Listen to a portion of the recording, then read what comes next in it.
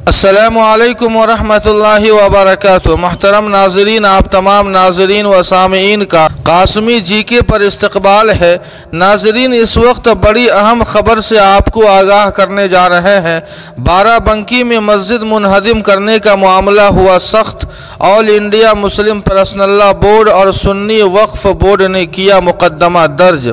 जी हाँ नाजरीन, आपको बतला दें कि इलाहाबाद हाई कोर्ट में all India Muslim personal law board और सुन्नी सेंट्रल वक्फ बोर्ड की जानिब से बाराबंकी में राम सनही घाट की मस्जिद के सिलसिले में मुकदमा दायर किया गया है। All India Muslim personal law board के कायम मकाम जनरल सेक्रेटरी हजरत मौलाना खालिद सैफुल्लाह रहमानी ने बताया कि 17 मई 2021 को मस्जिद गरीब नवाज तहसील वली मस्जिद में वाक़े राम सनही घाट बाराबंकी को रात के अंधेरे में पुलिस ने गैर कानूनी तौर पर शहीद कर दिया।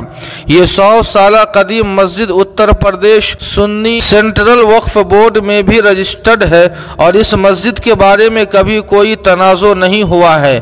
मार्च में SDM बाराबंकी ने मस्जिद कमेटी से मस्जिद के लिए इजाज़त नामे का मुतालबा किया। इस नोटिस के खिलाफ हाई कोर्ट में मुकदमा दर्ज किया गया था। अदालत ने 18 मार्च से जवाब दाखिल करने के लिए 15 दिन का वक्त दिया। इसके बाद 1 अप्रैल को जवाब दाखिल किया गया।